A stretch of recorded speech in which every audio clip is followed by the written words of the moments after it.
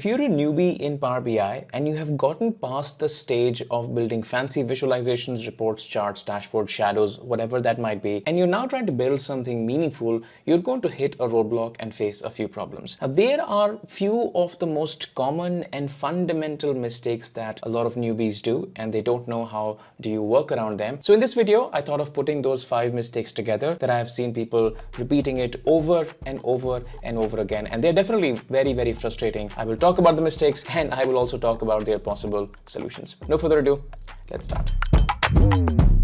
The first most common mistake that I have seen people doing is that they think of the calculate function as a magic function, and if something is not working, they are just going to take their measure or your calculation and just wrap it around the calculate function. So like you'll have calculate, you'll have your sales or whatever measure, and the bracket closes after that. And they would just expect that because you have done the calculate outside of the measure, it'll somehow start to work. But that's absolutely not the case. In fact, in most places, writing this type of a calculate with a blank wrapper function is not even going to make any difference. You typically write the calculate function along with some filters in the second argument of the calculate, but there are a few instances where you would just do the blanket wrapper of the calculate. And that's a tricky thing to understand. So let me help you understand where would you possibly do the blanket wrapper of calculate and it will start to make a difference. All right, I'm working with this simple data model here. We have the products table, calendar table, and the sales table. The products is linked with the product ID and the calendar is linked with the date column. Nothing that complicated. And if you take a look at the sales table, we have something called as the region right here.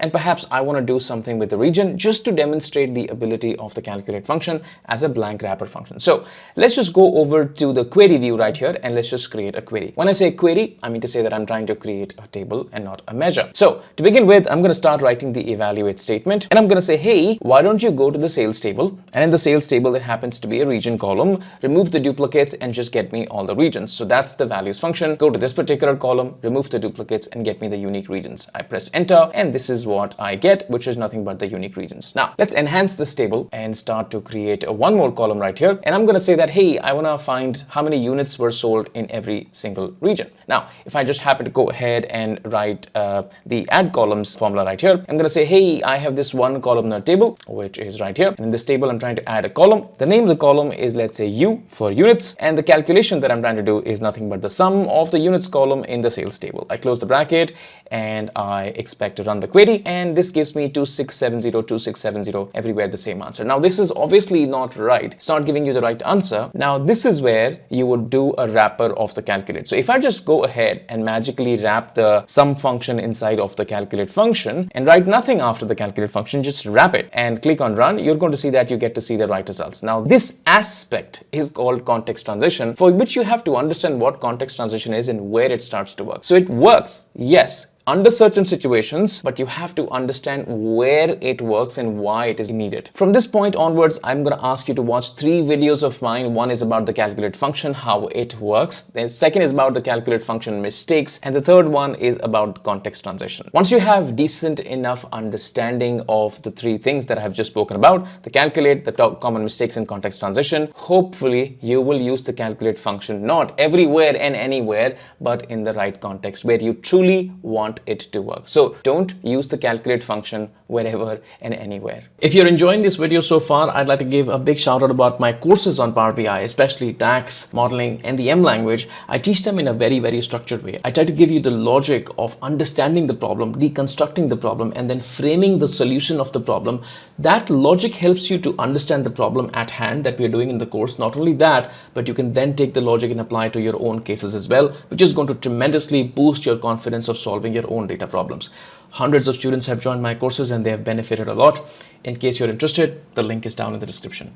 Go back to the video. All right, mistake number 2. People don't realize that the totals in a table or a matrix visualization has a mind of its own. It evaluates in a different context. It's not literally the total. Until the time you're creating simple measures, it works just fine as expected. But at any point in time you're creating more complicated measures, you are going to see right results in the row level, but at the total is going to be an absolute disaster. Let me bring to you one such example. So let's just say that we have this pivot table, which is where we have the year and the month. Right now, I've written a pseudo value as 1. Now here is the method that I want to use for calculating a commission. So let's just say I'm saying that take a look at all the days that the product sold in a month, pick up the best 3 days of sales, and you give 20% as a commission on that. So you are taking a look at all the days of the month, picking up the top 3 days of sales and giving up the 20% commission on that. Now let's just try to create that measure, and my measure is going to look something like this. Obviously I'm going to go ahead and start to write a top end function because I want to pick up 3 days, and I want to pick up 3 days at the day level. That means one row should be 1 day, the second row should be second day, so on and so forth. And we happen to have a table, which is a calendar table, which is where one row is equals to 1 day. And the method to extract 3 rows is nothing but your total sales. So I will just do that. Now at the moment, the top end function is going to give me a table, and for that table, which just has got 3 rows, I want to find the sales. So I'm going to say calculate and calculate my total sales, and the condition is this particular condition. I press enter, and this gives me sales of the 3 best selling days of the month. Now if I happen to just multiply that with 20%, so 0.2, I press enter, and I'm looking at a commission of the top 3 selling days of the month. Now if you take a look at the visual, $93, $100, $73, so on and so forth. Obviously at the end of the year, when you have done the commission for every single month, you would expect to see that, hey, I should see this total of all of the individual months at the bottom. But here, because I told you total has a mind of its own, what this is doing is it's finding out the top 3 days in the entire year, finding out the sales for that and multiplying that with 20%, and you are getting to see not the total of the individual months, but hey, the total of the top 3 days of the entire year multiplied by 20%. Now this may be something that you do not want, and you would want to total up the commissions, like literally total up the commissions right here. So what do you do about it? Now I have done a video on this extensively in the past talking about the problem, but the simplest solution is that you make Power BI see what it cannot see. So you can see these numbers 93 and 100 and a 73, and these numbers have 2 filter contexts, which is the year and the month. Now you design this particular filter context and help Power BI see these numbers and then total them up. That's what you technically do. Now in case you would want to have a more detailed video on this, I would highly recommend that you watch another video, but for now I'm just going to do this in a jiffy. So what I'm going to do is I'm going to go ahead and say something like, hey, I am trying to make Power BI see something. So I'm going to say, hey, I'm just trying to summarize my sales table, and my sales table is going to be summarized by 2 columns, which is going to be my calendar year, and the second column is going to be my calendar month, and also the month index because we have applied the sorting in that particular order. Now once I have built this particular table, which is this table where you have the year, the month, and the index, once you have been able to build this particular table, now in this table, in every single row, I will do this calculation and I will find the answer, and then I will total it up. So I'm going to use the add columns function. So I'll say add a column to this table that I have created using summarize, and the name of the column is going to be, let's say, my sales. So I'll just write S for that, and this is the calculation which is helping me calculate, actually this is commission because I'm calculating commission,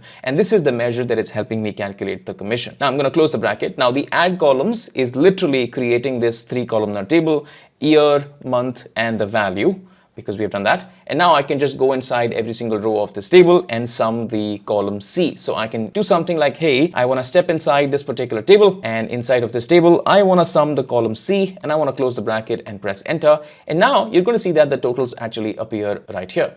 The third mistake that a lot of beginners do is that they do not understand row context. Let me just try to help you understand with a practical example. Now let's just talk about commission once again. And if you take a look at my sales data, in my sales data, I have a channel. The product is selling through 3 different channels. You could sell it through a promotional channel, you could sell it through an affiliate channel, or you could sell it organically through your own channels. Now I want to give commissions to only affiliates only. That means wherever the sale is marked as an affiliate, I want to give 10% commission. Otherwise, I don't want to give an commission. Now this, if you were trying to do this in Power BI, this would be like an if calculation. Now I'm not worried about the most optimal calculation. I'm just trying to build a logic and help you understand what is the meaning of row context and what does it mean by not understanding it. So let's just go ahead and do what a native Excel user would do. So I'm going to go ahead in my sales table and say that I want to make a new measure, call this measure as my commission. And this particular commission measure, obviously I will start to search that which rows are affiliate rows and which rows are not affiliate rows, and based on that I will start to give commission. So obviously to do that check of affiliate or not, I'm going to start to write an if condition.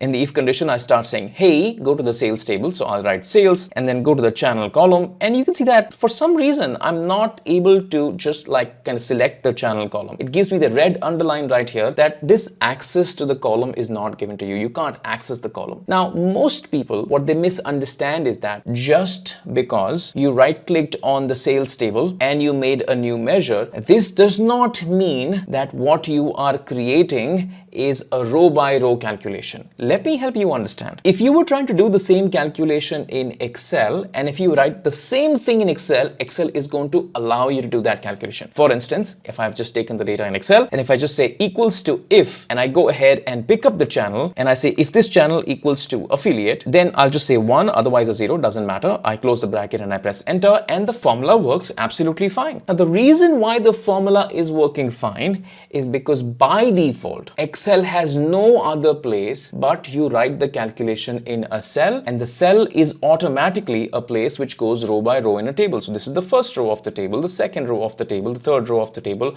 so on and so forth. Now, this behavior is exactly replicated when you're trying to create columns in Power BI. You would have the same behavior, but when you are creating a measure and just because you right-clicked on the sales table and made a new measure, this does not mean that you are doing a row by row calculation, and that's the reason why you would not be able to fetch a column. Now, what's the solution to this? Whenever you're trying to do a row by row calculation where in every single row you want to do a check, do a multiply, divide, something more sophisticated, then you have to work with functions that are built to give you row by row calculations. For example, one such function is the SUMX function, and every single function that ends with the word X will have the ability to do row by row calculation. So you have to tell Power BI that, hey, I'm trying to access every single row, and you say something like that by writing the SUMX function, and the SUMX function first part is the table. Now, once you have written the table in the first part of the SUMX function, you have literally told Power BI, hey Power BI, first of all, I want to go inside every single row of the sales table. Once you write that, then and only then Power BI allows you to write that if condition where the channel is equals to affiliate, and now I can write it. In that case, I will do my commission, which is 1 or 0, whatever calculation, and then I can just close the calculation and press enter. Now, obviously, you can do the calculation here. That's not complicated. But what I was trying to say is that when you're trying to create a measure, that does not mean that you're working in row by row type of a calculation setting by default. In order to get a row by row, you have to access these through special functions called iterator functions or X functions. That is the most common mistake that I have seen people making, and that's the reason why their if conditions column by column are not going to be working, their VLOOKUPs or related functions are not going to be working, and things like that. So just be watchful. Just because you made a measure,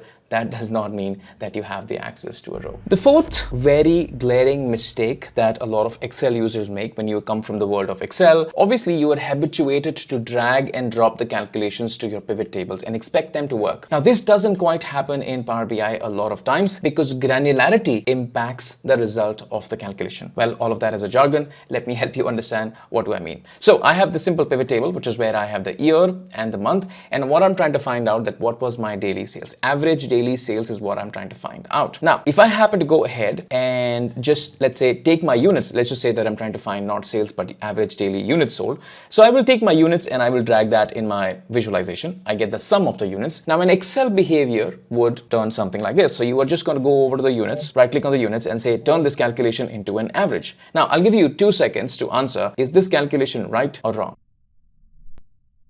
Now, obviously, if you did say this calculation is right in a certain way, but this in the context of the problem that we are solving is not right. Because the question that I asked you was that give me average units sold per day, and what you have done is a plain vanilla average. Now, let's just first try to understand what is this average and why is this incorrect. So if I just hop over to my sales table right here, and if I sort the sales table in the ascending order, you're going to see that the days are obviously duplicated. So 2nd January is 2 times, 3rd January is 2 times, so on and so forth. That simply means that in one single day, you can have many transactions. So one row here is not one day, one row here is one transaction. And imagine if you just had 2 days of data, so you would obviously divide it by 2, not by 4 rows of data because you have duplicates. So that is the difference between what I was asking, average units sold per day, and the answer that you got was average units sold per transaction and not per day. So whenever you're trying to do these vanilla calculations like you do it in a pivot table in Excel, these don't quite work right in Power BI. So the ideal way to be able to do this particular calculation is going to be that you either first of all summarize your sales table to the daily level. So one row should not be one transaction, but but one row should be one day. If you can do that, that's great. Summarize the table. But if you, for some reason, you need the granularity of the transaction, then you need to be able to do that within the measure. So I'll tell you a couple of ways of doing that. So the first way of doing that is I'm just going to right click and say new measure. And I'm going to say something like, hey, I want to find average units per day. And that calculation, I'm going to do it at the level where one row is one day. Now, if you take a look at our model, in our model, we already have a calendar table. And in the calendar table, one row is one date, 1st Jan, 2nd Jan, 3rd Jan, so on and so forth. So if I do the calculation in this particular table, referencing this particular table, hopefully I will get the right answer. Now, if I just go right here and if I just change my calculation, I can say something like, hey, I want to do an average in every single row of the calendar table. And I want to do the average of, let's say, the units. So which is nothing but my total units. And I'm going to maybe use the sum function and units and close the bracket and press enter and drag this formula off to my visual, which is right here. Now, at the moment, this might not give you the right answer because what we are doing is we are trying to do a context transition and a sum function would not work right here in every single row. So I'll have to do the wrapper of the calculate function. And if you haven't really seen the context transition video yet, you are now going to be able to see the context transition video. Now, it seems to be like a legit answer where in a day you are selling 3 units and in a transaction you're selling 2.38 units, so on and so forth. Now, this answer is absolutely right. But the point that I was trying to make is that please, whenever you're trying to do these averages calculation, the granularity of the table matters a lot and that can affect your calculations drastically. The next most common mistake that a lot of newbies are going to do is they're going to change the direction of the filter from a single direction to a bi-direction, and that is going to create a havoc in your model. Let me present to you a case and hopefully you will understand. So let's just say that at the moment my filters are just working fine. You can see that I have a single direction filter. So products is coming down and filtering my sales table. That's a one directional filter. And calendar is coming down and filtering my sales table and one directional filter. One to many standard relationship. Now let's just take a look at the calculation that I have been able to build. So in my pivot table, I have the year, I have the month, and I have the product align sales depth, which simply means that if you have, let's say 10, 20, 30, 40, 50 products to sell, how much did you actually sell? So what is the depth of your total products being sold? Not how many products units are being sold, but what's the unique products are being sold. And if you take a look at the measure is really simple. All I'm trying to do is I'm just trying to find out that how many products did actually sell in my sales table product ID, the unique products sold because they are in the sales table. And I'm trying to divide that by the number of products that I have to sell. So how many products are there in the products table? So the number of products in the products table is my catalog, my entire product line. And this is the denominator. This is the numerator, which is where I'm selling the products. Dividing these two is going to give me my product line sales depth. And that's the number that I get. So if you take a look, in the month of May, we sold all the products, like all the products were sold. In the month of Jan, not all the products were sold, 91% of the products were sold, so on and so forth. Now, let's just say that you have to build another calculation, which is where you're trying to find out that how many unique bands or categories of the products were sold. Let me help you understand what do I mean. So if I just go over to the products table right here, in the products table, we have a band of the product. This simply classifies the products as, is it a free product? Is it a premium product, a mid-segment product, things like that. And I want to find out that how many categories or how many bands, unique bands were sold. So for which I obviously would write a distinct count calculation on this particular column. And that's what I have done. So if I just go over to my unique product band calculation and you take a look at the measure, it actually shows you that we are doing a distinct count of the products table and the band column. Surprisingly, it gives me a 4 everywhere, but I'm not really convinced with the answer. And the answer is definitely not right, because what you're trying to do here, if you just take a look at the calculation, you are trying to take the filters from the calendar table, which is your year filter and the month filter. These filters are going to come right here and filter this particular table. But because this filter direction is coming this way, and it cannot pierce the other way around to the products table, you are getting to see all the products and all the bands. The products table remains unfiltered. So what generally people are going to do is they're going to say, hey, the filters are coming this way. Oh, why not just shift the filters and make them work both ways? So you can actually do that if you just double click right here, say that the filter direction is not going to be single, it's going to be both, and you click on OK. And now the filter directions are both ways. That means filters can come in from this table to this table, and filters can come in from this table to this table as well. Now, what you have done at the moment is a model level change for just one calculation. Now take a look at the result. If you just go over to the result, obviously you start to see the right results. At times there are just 3 subcategories or bands sold, so on and so forth. But you can see that the product sales line depth calculation, any calculation that was working initially has now turned into a bad calculation. It's giving you 100% all the way across because now the filters are being passed over from the sales table to the products table. Now this is where I would not recommend you to make model level changes,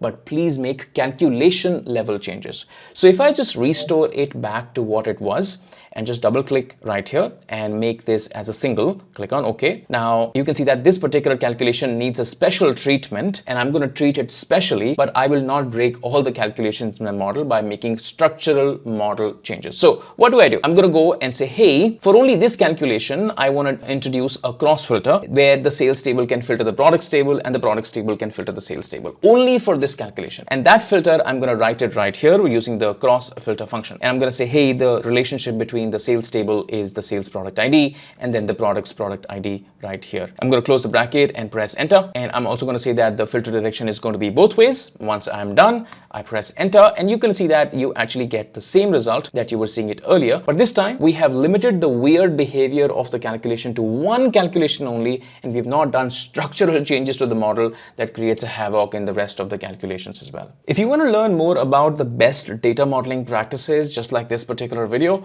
and you don't want to commit mistakes on doing proper data modeling, I'd highly recommend that you watch that video next. I'll see you around. Bye.